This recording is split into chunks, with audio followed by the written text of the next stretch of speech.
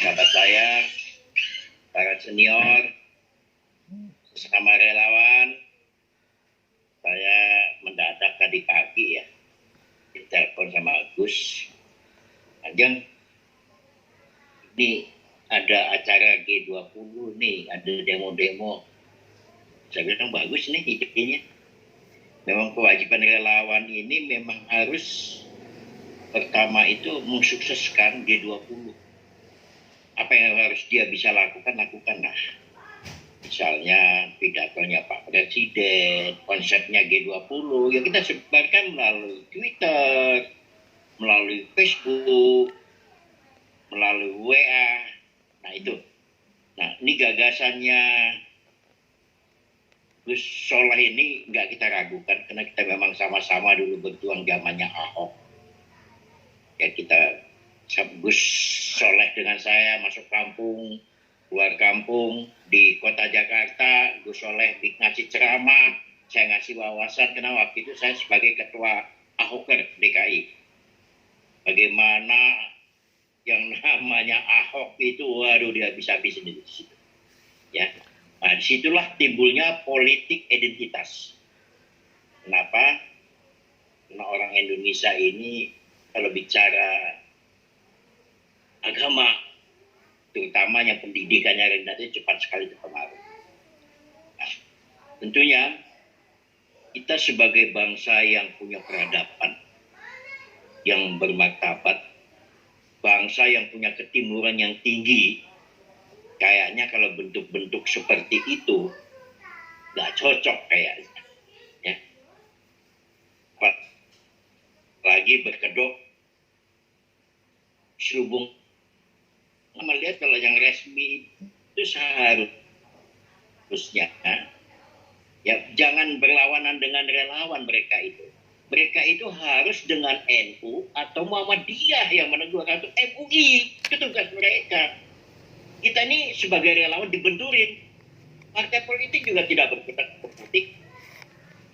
Waktu zamannya Ahok juga nggak ada. Jadi yang jadi benturan itu antara kelompok kiri dan kelompok kanan. Kelompok kita ada relawan ini benturan. Nah ini juga jadi masalah untuk kita. Nah, sebenarnya selesainya masalah Anies jadi gubernur itu sudah mulai redup kelompok-kelompok ini. Kenapa? Karena mereka sudah kehilangan pegangan ini. Mau kemana nih mereka mau bergantung? Tiba-tiba salah satu partai ya mengangkat Anies untuk menjadi capres. Nah, bangkit lagi mereka. Bangkit. Ya betul. Ya ini jujur aja. Makanya ya jadi sebenarnya pemilunya 2 tahun yang akan datang, pilpresnya ya tiba-tiba yang bikin gara-gara orang partai juga sebenarnya. Jujur aja. Ya saya sebut aja Nasdem, udah gitu aja. Ya, timbul lagi nih gejolak ini, kelompok-kelompok kiri ini. Tadinya sudah redup. Sudah tiba-tiba kena Anies ini sebagai figur politik identitas, ini figurnya dia. Saya yakin Gerindra itu pernah kapok dengan gini-ginian nih. Siapapun yang ketempelan dengan kelompok-kelompok begini susah untuk membuangnya. Mereka itu seperti kayak benalu. Ya, jadi yang saya lihat itu, makanya saya udah ngusung yang orang berlawanan dengan kita, ya sudah nggak usah ikut koalisi mereka. Bapak Presiden, ya kenapa akan mengganggu? Walaupun Anies belum tentu jadi presiden, belum tentu diusung secara mutlak oleh Nasdem, tapi ini sudah gonjang ganjing. Ini yang kita lihat. Nah gonjang ganjing ini mereka nggak punya etika. Seharusnya kalau di orang Indonesia, orang ketimbulan yang tinggi, orang yang berbudaya, menghormati bahwa kita punya perhelatan besar adalah G20. Sopan. Sama aja di rumah kita, kita menyambut tamu-tamu. Bagaimana sih orang Indonesia menghormati tamu itu kan seperti itu. Nah jadi yang demo besok itu, yang 411 ya, itu kayak bukan orang Indonesia, wataknya bukan watak orang Indonesia itu. Brutal itu. Jadi preman yang menyamar jadi agamais. Ya. Kita sebagai relawan NKRI harus kita lawan yang gini-ginian. Kenapa? Karena kalahnya ISIS di luar negeri, mereka akan di Asia nih yang mau mengembangkan, salah satu adalah di Indonesia. Nah itulah yang namanya Wahabi, HTI. Masih subur di Indonesia. Nah, seharusnya ini kewajiban MUI, kewajiban NU, kewajiban Muhammadiyah, kewajiban partai-partai Islam terhadap mereka ini. Bukan kita berlawanan dengan mereka. Akhirnya apa? Saling menggugat, saling apa. Nah, oleh karena itu saya sepakat bahwa Polri, TNI harus tegas. Tidak boleh ada demo sampai selesainya G20. Ciptakan kondusif itu. Bukan kita, jangan sampai kita ngelapor dulu ke polisi. Ini polisi gerak cepat. Satu, kedua, cari dalang-dalangnya siapa, dalang-dalangnya di belakangnya itu. Bukan kita nggak tahu. Ya, mereka sengaja ingin merusak Indonesia. Ya, dengan bermacam-macam cara. Kita nggak pernah takut. Bangsa Indonesia ini ada bangsa pejuang. Jadi kita nggak pernah takut dengan digituan. Bangsa Indonesia ini merdeka tidak diberi oleh negara penjajah. Diperjuangkan. Apalagi kita menghadapi digituan. Kecil untuk kita. Ya, jadi itu. Jadi yang saya minta teman-teman, utamanya relawan NKRI, kita kompak. Jangan takut. Anda tidak sendiri.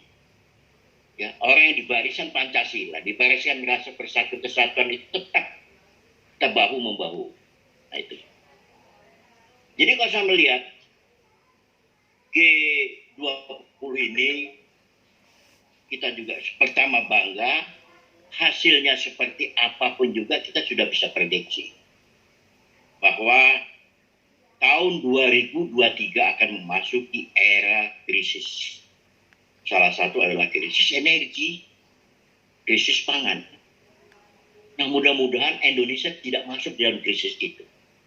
Bahkan berapa puluh negara akan tergantung dengan IMF. Itu beritanya seperti itu. Kita nggak boleh bangga. Walaupun kita lepas dari krisis, yang namanya orang krisis, orang lapar, pasti jadi preman. Dia cari itu negara-negara berkembang itu dicaplok. Hati-hati. Bisa-bisa Indonesia juga kena. Coba sekarang hubungan Indonesia dengan Australia lagi tidak baik sekarang ini. Sudah mulai mau dikompor-komporin kita nih. Ya, Amerika saya ngomporin Australia, kirim senjata. Lalu dari Uni Soviet juga ngomporin, gua ada di belakang Indonesia. Ini hati-hati.